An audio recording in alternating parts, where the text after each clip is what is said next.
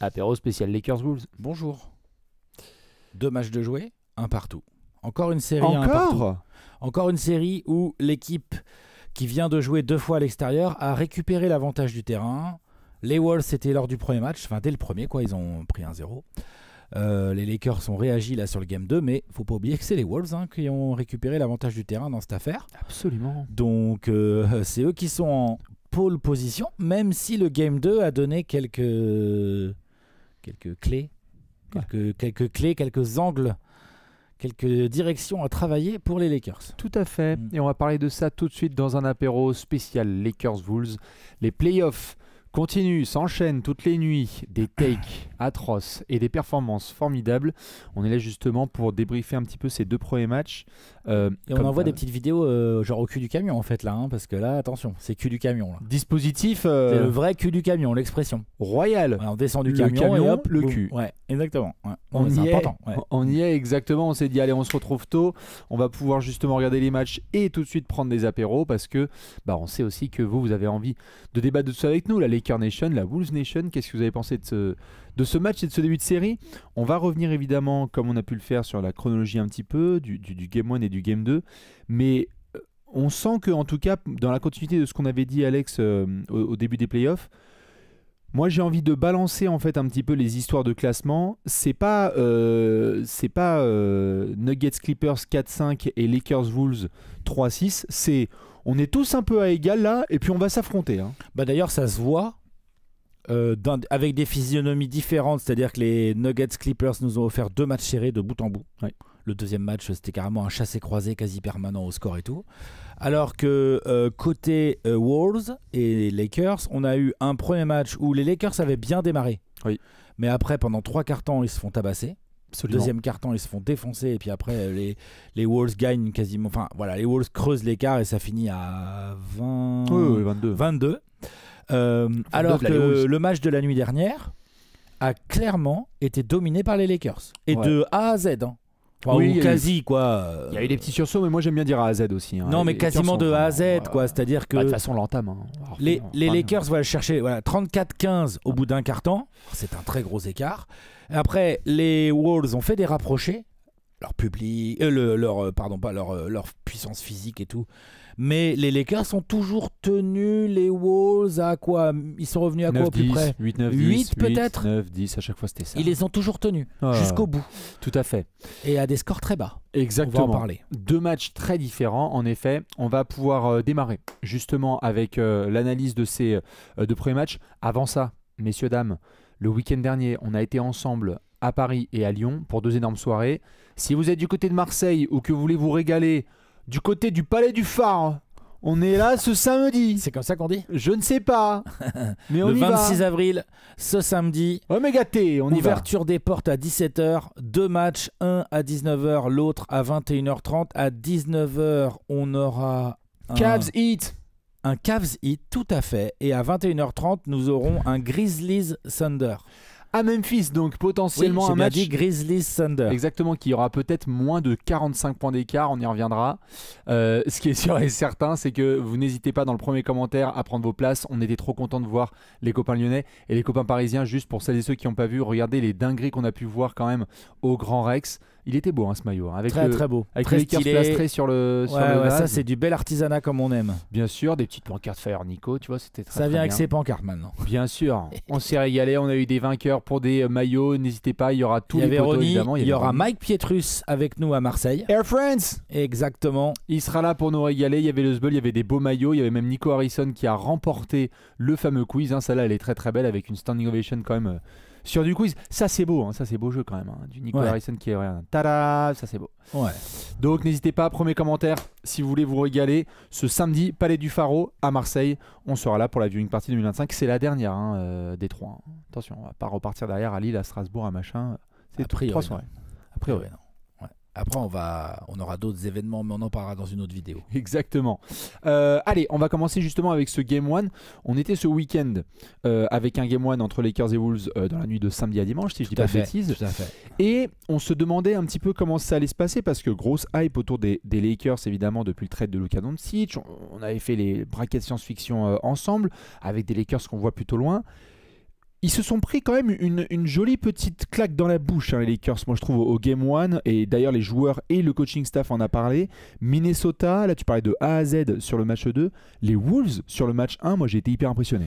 Impressionnant, les Wolves bien prêts, bien organisés, qui avaient un peu anticipé que les Lakers allaient essayer au mieux, malgré leur manque de taille, de verrouiller la raquette. Et en fait, les Wolves étaient prêts à shooter. Ouais. Et ils ont extrêmement bien shooté. C'est-à-dire que oui, les Wolves ont tabassé les Lakers, mais on va pas faire un débrief à chaque match. Mais si on avait fait un débrief à chaque match, comme on l'a fait d'ailleurs un peu sur Twitter et tout, probablement qu'on aurait dit bon, attention, faut voir si Jaden McDaniels peut faire du Kawhi Leonard à tous les matchs. Non, attends, c'est important. Je te confirme. Est-ce que Naz Reid peut faire du Karl Anthony Towns à tous les matchs? À voir aussi. Est-ce que Naz Reid aurait été Hall of Famer dans les années 90? Voilà.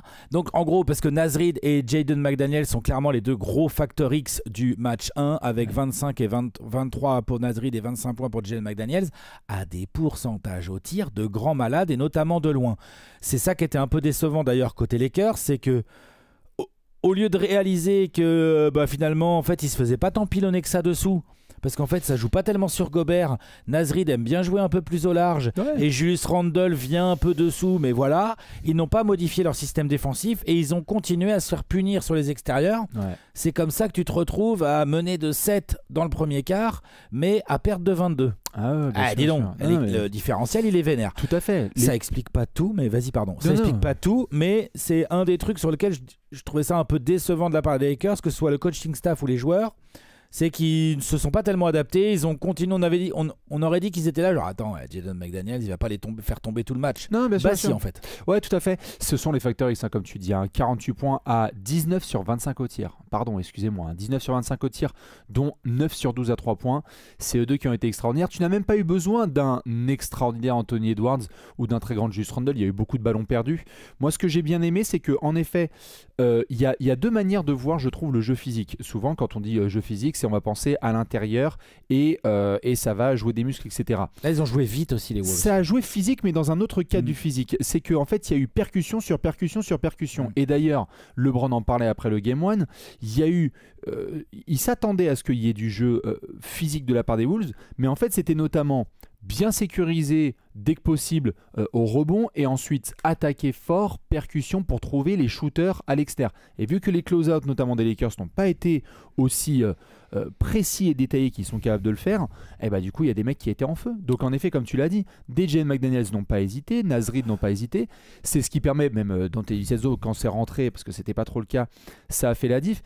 En fait, ce deuxième quart, il y a 38-20 pour les Wolves, donc c'est vraiment un retournement total. C'est là que tu as vu vraiment Minnesota se sentir totalement à l'aise dans son registre de jeu, qui était, mais si vous venez pas rencontrer notre rythme et notre jeu physique, c'est-à-dire dans la vitesse, un soir où ça rentre pour les Wolves, les Lakers n'ont pas de chance. Ils ne peuvent pas tenir si les Wolves ont un petit peu de réussite. Surtout que c'était un soir où les Lakers n'en avaient pas trop. Ouais, tout à fait. Non, mais c'est intéressant de le dire, parce que quand on va parler du match 2, les Lakers ont gagné le match 2 sans être si bons que ça au tir. Non, tout à fait. Eux non plus, je veux dire. Mais ils ont rencontré le jeu physique des Wolves de manière très sérieuse. Oui, premièrement. Et deuxièmement, ils ont beaucoup mieux travaillé leur rotation, les close-out et les rotations sur les extérieurs. Il y a eu des tirs et tout. Mais tu vois, quand tu compares les deux matchs d'un point de vue statistique pur, après c'est ce que ça donnait comme rendu visuel. Moi, je me suis fait le replay ce matin. C'est clair que c'est ça que ça donnait. C'est-à-dire que beaucoup plus sérieux. Les Rui Hachimura, les LeBron, les bien meilleurs efforts de Luka Doncic en transition pour cutter certaines transitions des Wolves aussi. Tout le monde était au diapason. Donc c'était beaucoup mieux. Et tout de suite, il y a deux choses que tu remarques d'un point de vue statistique box score important par rapport au match 1. C'est moins de tirs pris par les Wolves et notamment beaucoup moins à 3 points. C'est-à-dire que là, j'étais en train de vérifier ce que je raconte. Match 1. 42 tirs à 3 points pour les Wolves, ils en ont mis 21. Bon, c'est des malades. Mais ils en ont pris 42. Bien sûr. D'accord. Match 2, ils n'en prennent que 25. Et ils en mettent que 5 en plus. Bon, attention. Mais déjà, ils en prennent que 25. Bien sûr.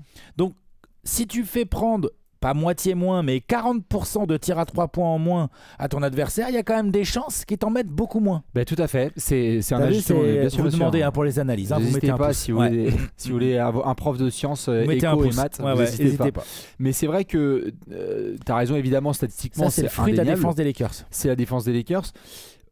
Quand on parle défense, forcément, c'est pas juste ouais, super, on tape des deux mains sur le parquet et on plie les cannes. C'est que je trouve qu'ils ont cuté mieux certaines pénétrations de Anthony Edwards, où lui-même en parlait. Il disait, dès que je pose la balle sur le parquet, à la fois ça switch entre de la semi-zone et en même temps il y a 2 à 3 joueurs qui viennent justement fermer les gaps. Enfin, j'ai pas le terme en français, mais vraiment fermer les trous, fermer les espaces, fermer les espaces, réduire les espaces, fermer les espaces notamment de surpénétration. J'ai retrouvé du coup, malheureusement pour les Wolves, mais un certain dumb basketball. On en parlait dans la preview, c'est-à-dire que les Wolves sont aussi capables de situations où ça prend des shoots vraiment de teuteux, c'est-à-dire que soudainement, Jalen McDaniels qui prend des mi-distances, moi je suis pas hyper fan, et du coup, heureusement cette fois, Julius Randle c'est un petit peu mieux, Anthony Edwards essaie de faire le travail, mais autour trop compliqué. Mike Conley n'était pas du tout dans le coup. Honnêtement, moi j'ai trouvé que Minnesota Nasrid n'était pas dans le coup non plus. Mal inspiré Nasrid sur ce match. Après ça arrive, mais là vraiment pas. Quand je dis mal, c'est même pas inspiré en fait. Complètement. Et donc du coup, je voulais te lancer sur un sujet parce que je trouve que c'est quand même un truc qui moi va m'intéresser beaucoup sur les matchs suivants, c'est que les Lakers se sont ajustés physiquement.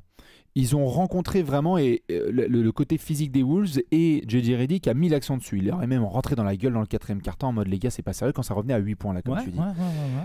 Les Lakers, sur les 2 premiers matchs, sont dans une forme de potentiel plafond offensif. On va voir s'ils sont capables de le péter, mais attention, les Lakers là, il va falloir demander à des LeBron, à des Austin Reeves de mieux produire, à d'autres garçons aussi de mieux le faire, mais Luka fait son travail, mais tu as quand même 2 matchs à entre 90 et 100 points. Je suis pas tout à fait sûr, mais vas-y. Par rapport à ça, justement, je te lance sur cet aspect, c'est que les Lakers ont fait 2 matchs entre 90 et 100 points. Comment est-ce qu'ils peuvent mieux faire là sur le reste de la série? Parce que je trouve que l'accordéon a été côté Wolves, 117 points et 85, et les Lakers dans ce range-là. Comment est-ce que tu peux aborder la suite et te dire je peux encore mieux faire? L'accordéon offensif, il a été côté Wolves, mais parce qu'il y a eu un accordéon, en tout cas un gros ajustement défensif payant de la part des Lakers aussi. Bien sûr. Et que l'attaque des Wolves, comme tu l'as très bien dit, peut parfois tomber dans un côté stéréotypé, un manque de créativité, surtout quand Mike Conley et Nasrid sont moins dedans. Moi, là où je suis pas tout à fait d'accord avec toi sur le côté plafond, c'est que je pense... C'est une interrogation, j'ai pas fait... non, mais du coup, je reviens juste là-dessus, c'est... Je pense quand même que les Lakers peuvent mieux shooter. Ah oui. Donc, attends, et là, vraiment, ils viennent de gagner. Ils ont perdu le premier et ils ont gagné le deuxième en mettant 95 points, quoi, dans les 2 cas. Dans les 2 cas, ils shootent mal. Genre, mais mal. Genre là, ils ont gagné la nuit dernière. Les Lakers bougent pas. Attends, c'est où? C'est là. 45% au tir, 21% à 3 points. Bien sûr. Oh, lol. Ce qui était intéressant de la part des Lakers, moi en tout cas, j'ai trouvé, c'est que entre LeBron, Luka évidemment et Austin Reeves, ils ont 3 créateurs de ballons, c'est-à-dire qu'ils jouent l'ISO, ça cherche la mismatch, ça cherche Gobert, ça cherche Nasrid au large, ou LeBron et Luka qui sont plus costauds, ils cherchent McConley, enfin bon, voilà, ça cherche la mismatch, après ça s'écarte, mais il y a une volonté dans le match 2 en tout cas, et je l'avais moins trouvé dans le Game 1, mais il y a une volonté de, quand il y a une différence de fait, de éventuellement d'aller finir, mais aussi de lâcher la balle. Là, tu vois, ils ont mis 34 paniers, il y a 23 passes d'ess, c'est pas mal. Alors, entre Luka Game 1 et Luka Game 2, il y a quoi? Il fait une passe décisive au Game 1, il en fait 9 sur le Game 2. Voilà, et LeBron et Austin Reeves 7 et 5 respectivement, ce qui est bien, et je pense qu'avec un meilleur pourcentage au tir, tu serais à la 30aine de passes d'ess, côté Lakers. Donc, je pense que c'est une équipe qui peut, quand ça shoot un peu mieux, mettre, mais pas des trucs de fou, mais mettre 100, 105 points aux Wolves. Donc, c'est aussi aux Wolves de prendre ça en compte. C'est attention les gars, il ne va pas s'agir seulement de bien trouver des solutions en attaque, varier, peut-être, on l'a vu à des moments, genre hier, ils ont un peu mieux servi Julius Randle. Julius Randle, il fait mal à la défense des Lakers. quand il est un peu mieux servi. Sur Magia, fait... ouais, sur Magia. Donc c'est possible, c'est ça que je veux dire. C'est un exemple de c'est possible. Je te dis pas que c'est la solution. Hein. Je te dis sur certaines possessions, ça peut être intéressant. Mais par contre, il faut que les Wolves aussi, je pense, travaillent. Et Finch, on a vu qu'il tâtonnait, c'est-à-dire que là, les Lakers, c'est très simple. Hein, ils ont 3 joueurs qui ride en termes de minutes, 40 minutes pour LeBron, 42 pour Luka et 43 pour Austin Reeves. Et 30, combien il a joué de minutes Dorian Finney-Smith ? Ouais, 39 minutes Dorian Finney-Smith, c'est normal, il est trop pratique dans ce bazar-là. Ce que je veux dire, c'est qu'ils vont devoir se préparer à... Il y a très souvent 2 gros créateurs minimum, voire 3 parfois sur le terrain. Ça cherche les ISO et ça fait les différences derrière. Donc en gros, comment tu joues Gobert ? Comment tu joues les Randle et les Nasrid qui galèrent sur ces ISO ? Tu vois, genre, il y a un vrai sujet qui... Les Lakers, ils sont peut-être un plafond, mais attention les Wolves que le plafond des Lakers soit pas juste suffisant pour les faire déjouer en fait. Hein. Tout à fait. Quand je disais le terme plafond, qu'on soit très clair, parce que je sais pas si c'était. Mais il y en a un plafond, hein, je suis d'accord avec toi, ils n'ont pas beaucoup de marge. C'est sur le plafond des 2 premiers matchs qui viennent d'être joués. C'est qu'on vient de le voir crystal clear sur le Game 2, quand les Lakers ont commencé à mettre un écart là sur ce match 2, notamment dans le premier quart-temps. Dès que les Lakers ont un tout petit peu d'indiscipline offensive, et se font remonter. C'est un bordel sans nom. Ils n'ont pas de marge, hein, mais je suis d'accord avec toi. Et ça a mené à vraiment un pétage de crâne de JJ Redick en mode les gars, on arrête ces conneries. Ce qui a mené à d'autres choses, c'est-à-dire que le début de match, c'est très Luka Doncic orienté. On a eu un très bon Austin Reeves sur le 4e quart-temps, mais il faut faire gaffe à ça, à la différence, je trouve, des Wolves qui l'ont montré sur le Game 1, que en fait. Si ça prend des shoots à 3, en fait, dans un bon soir, la puissance offensive des Wolves peut être nettement supérieure à celle des Lakers si ça commence à bien rentrer à 3. Les Lakers doivent le prouver. Supérieure à celle des Lakers, je suis d'accord avec toi, mais le problème, c'est que ta phrase, elle commence par dans un bon soir. Ce qui est la phrase type pour des gens qui n'ont pas tant de marge que ça non plus. Ah, tout à fait. Mais je veux dire par là, les Wolves l'ont montré sur la fin de saison, quand ils commencent à être vraiment chauds offensivement, c'est trop compliqué pour n'importe quelle défense, y compris une excellente défense sur les Lakers. Ils ont fait un shooting around contre le Thunder, qui est la meilleure défense de la ligue. Et c'était un peu isolé par rapport au reste de ce que je veux dire là, c'est que je suis d'accord pour dire que les Lakers n'ont pas de marge, ou très peu, et s'ils en ont une, elle est à mon avis dans la réussite au tir. Ils ont des mecs qui peuvent mieux shooter. Austin Reeves shoot pas si bien que ça sur ce début de série. Ouais, même LeBron, hein, les 2 premiers matchs de LeBron c'est pas ouf. Je pense que même un Rui Hachimura, les Wolves ne sont pas à l'abri d'un match où Rui Hachimura, au lieu d'être à 3 sur 9, il est à 6 sur 9. Ça existe, c'est ça que je veux dire. De la même manière que Jalen McDaniels a fait un énorme premier match et que c'est pas non plus un sniper, Jalen McDaniels, tu vois. C'est dans ce sens-là que je veux dire ça.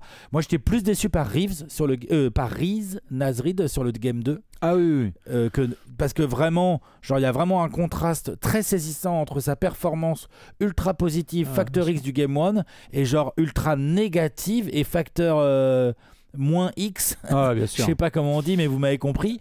Franchement, le match 2 il coûte cher. Le match 2 c'est-à-dire qu'en gros, ils peuvent pas s'appuyer sur lui. Quand ils ont envie d'enlever Gobert, ils sont tout de suite, c'est la merde. L'autre, il rentre pas ses tirs. Ça a été vraiment compliqué. Il doit être 3 sur 8 à 1 sur 3 de loin. Il y a 3 turnovers et 4 fautes. Chris Finch en parlait, il a dit voilà, c'était juste un Game 1 et on savait que les Lakers allaient s'ajuster. C'est fait. Il fallait prendre au moins un match à domicile. C'était hors de question d'aller à Minnesota mener 2-0. On en revient à ce que je disais tout à l'heure, ils ont récupéré l'avantage du terrain, ça c'est sûr. Hein. Les Wolves, oui, bien sûr. Les Wolves ont récupéré l'avantage du terrain. Je trouve que LeBron est évidemment peut pas absolument tout faire à 40 piges. Se donne, on l'a vu notamment sur de la grosse interception de fin de match là sur le Game 2, on l'a vu sur certaines passes envoyées par Austin Reeves en pensant qu'on était encore en 2006. Mais c'est clair, Austin Reeves dit oh LeBron, j'ai vu les vidéos moi. C'est ça. Je trouve que sur le trio, il n'y a que pour le moment dans la production offensive Luka Doncic qui répond présent et à quel point il répond présent, hein, Luka, vraiment il donne le ton à chaque début de match, c'est énorme, on va en parler maintenant, mais moi j'attends très très fort LeBron et Austin Reeves notamment sur les 2 matchs parce que pour le moment ils sont en sous-production, alors que Luka, je trouve qu'on en parle maintenant, pour un garçon qui démarre sa série hyper attendue face à une franchise qu'il a rencontrée l'année dernière en play-off en finale de conférence, là on le voit. Là. Luka il est bien. Sur le match 1 il y avait du scoring mais difficile dans la distribution parce qu'il y avait des shoots qui rentraient pas en face et parce que les Wolves étaient vraiment bien disciplinés défensivement. Là, sur le match 2, j'ai eu l'impression que le jeu de Luka, c'était le chat et la souris, c'est-à-dire vous voulez essayer de faire switcher certains gars sur moi, d'accord, c'est d'abord Jaden McDaniels, ensuite vous voulez Anthony qu'il y ait deux Edwards garçons. ou Nickel Alexander-Walker s'il est sur le terrain. Mais ça a été vachement bien orienté par les coéquipiers qui ont dit non, on tient vraiment à ce que tu aies du Rudy ou d'autres garçons sur toi. Ils avaient bien bossé. Ils ont vachement bien bossé. Collectivement, je veux dire. Tout à fait. Et donc Luka, il y a ce jeu de toréador un petit peu avec Rudy Gobert. Je sais pas ce que tu en penses, mais ça va être à surveiller très très fort. On en parlait dans la preview. C'est vraiment une des clés de cette série, la capacité de Luka pour moi de punir les switches mal orientés par les Wolves. Avec Rudy Gobert de punir les switches, il a puni Nasrid aussi. Tout le monde a pris. Nasrid qui a quand même un peu plus normalement, mais Nasrid c'est plutôt en termes de focus et de positionnement où il s'est fait un peu avoir. Il a même puni des gros défenseurs. Hein. Les Jaden McDaniels et les Nickel Alexander-Walker se sont fait punir, notamment en leur faisant faire des fautes. Ouais. C'est un truc important aussi à relever. Les Lakers et les Wolves ont eu 25 lancés sur ce Game 2 en jouant dur et tout, ils en ont mis 20. Les Lakers ont eu 20 lancés, ils en ont mis 20. Ils n'ont pas raté un seul lancé. Ça montre aussi le côté focus, concentration. Ils ont compris que leur marge, comme tu le dis Bastien, n'était pas grosse, et donc que ces petits détails allaient les faire potentiellement ou perdre ou gagner. Ouais. Mais là, parce que hier, Luka il a 31 points, il a 11 sur 11 au lancer. Hein. C'est propre. Ouais. Ça fait plaisir pour lui. Et après, c'est LeBron qui en a 4. Qui met les 4. Bref, donc ça c'est important. Mais tu as raison de souligner le taf de Luka Doncic. Moi j'ai beaucoup aimé son taf offensif sans en être pour autant surpris. Je veux dire, on sait. Ah, il a ses standards. On sait, ok, les mecs c'est des gros défenseurs en face, mais qu'est-ce qu'il en a à faire? Il en a rien à faire. Et en plus, attention, parce que pour l'instant, il a bien scoré. On n'a pas encore eu de match où les step back, les pull-up à 3 points rentrent vraiment. Donc il en a mis un ou deux, enfin tu vois genre, mais potentiellement il y a des matchs, on l'a déjà vu en feu où ça devient n'importe quoi parce que l'autre en fait tout rentre. Donc attention, il y a ça aussi. Mais moi ce que j'ai beaucoup aimé, c'est, t'en as parlé, la création pour les autres et la rigueur et les efforts qu'on voit pas toujours Luka Doncic faire sur le jeu en transition, semi-transition. Dans le 4e quart, il y a 2 fois quasiment de suite où c'est Luka Doncic qui est là, qui fait l'effort. Et le gars des Wolves, d'abord c'était Jaden McDaniels et la deuxième action, je sais plus qui c'était, il passe pas. Luka fait l'effort, il se déplace un peu, ça laisse juste le temps aux mecs qui reviennent en sprintant, c'est-à-dire aux LeBron et aux autres ailiers et tout, de se placer. C'est bien, parce qu'en fait c'est souvent lui, le premier comme lui, à moins que ce soit lui qui vienne de pénétrer, mais sinon sur un pull-up ou un tir à 3 points, c'est souvent Luka en fait qui est le plus près de son camp. C'est un rôle important, hein. Bien sûr. C'est un rôle très important. Donc, il fallait faire sur le deuxième. Franchement, je suis d'accord avec toi. Il fait 2 très bons premiers matchs. Luka, il est au rendez-vous. C'est les autres. Il est complètement au rendez-vous. Qui doivent un peu step up. Hein. C'est Austin Reeves qui notamment s'est fait pas mal ouvrir en 2. On va se permettre de le dire sur le Game 1. Austin Reeves, il était ciblé de tout le monde. Oui, et même s'il a un peu mieux shooté au Game 2, il rate tous ses 3 points. Non. Donc pareil, ça combien c'est? Attends, bouge pas. Ouais. 0 sur 6. Non, 0-6. Austin va devoir les mettre. Et il peut, hein, parce que c'est des 3 ouverts. Hein. Il y a eu des 3 là. Il y en a plusieurs, ils sont ouverts, il peut les mettre. Il doit les mettre. Il doit parce que. C'est dans ce sens-là que je te dis qu'ils peuvent mettre un peu plus de points. Ah, mais il faut. Tout à l'heure par rapport à bien sûr. Il les aura. Il les aura ces tirs-là. Il faut qu'il rentre ces tirs-là. Et de toute façon, les statistiques sont assez simples. LeBron et Austin Reeves sont à. Allez, environ peut-être 40 points. Un peu moins de 40 points de moyenne sur le début de série. Ils sont à beaucoup plus sur la saison régulière. LeBron est à 25, Austin Reeves est à 20. Là, vraiment, la production des deux est moins bonne. Et en fait, ça va donner le ton pour les autres. Parce que tu as en effet le côté Luka qui peut rentrer des step back à 3 et être dans ce match-là vraiment offensivement très très fort. J'ai hâte. Ce que je trouve formidable avec cette série, c'est qu'on a déjà 2 très bons matchs avec des ajustements entre le Game 1 et le Game 2. Et du coup, je suis impatient de voir déjà l'ambiance qu'il va y avoir à Minnesota, mais ce que va nous réserver aussi Chris Finch et ce que vont réserver les joueurs. Les Wolves. Parce que Edwards et les autres le disaient en sortie de match, ils ont dit ok, les Lakers se sont bien ajustés. À nous maintenant. C'est à nous de faire le travail. À la maison et tout. À la maison, d'appuyer sur des points qui sont vraiment très forts. Par exemple, pour le moment, les Lakers n'ont pas non plus tiré énormément de lancers francs. Et d'ailleurs, les Wolves ont essayé d'en gratter pas mal. Ils en ont eu plus. Ils en ont eu plus. Donc, tu vois, exactement. Donc, il y a des trucs sur lesquels ils peuvent encore s'ajuster encore mieux. Donc, moi, j'ai très très hâte. Un ajustement, je veux bien ton avis. Ouais. Qu'est-ce qu'ils peuvent faire? Comment ils doivent peut-être ou modifier les rotations ou modifier quelque chose dans leur défense pour là, ils ont perdu le combat du rebond dans le game 2. Les Wolves, ça, je m'y attendais pas forcément, tu vois. Non, oui. Ils l'ont assez largement perdu. Ils ont aucun mec qui bouffe bien du rebond. C'est-à-dire que Gobert n'en prend que 6. Edwards en prend 6. Après, il n'y a aucun mec qui prend plus, tu vois. Randle, McDaniels, 4 chacun. Alors qu'en face, bon, t'as Luka qui prend beaucoup de rebonds défensifs, ça c'est pas une nouveauté. Mais par exemple, sur ce match, le mec qui prend le plus de rebonds offensifs du match, c'est LeBron. Ouais, c'est LeBron à égalité avec Conley. Donc en gros,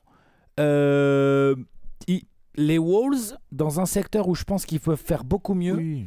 c'est quoi? C'est que comme il y a beaucoup d'ISO, ils emmènent beaucoup d'intérieur au loin du panier, donc c'est aux joueurs extérieurs de venir faire l'effort.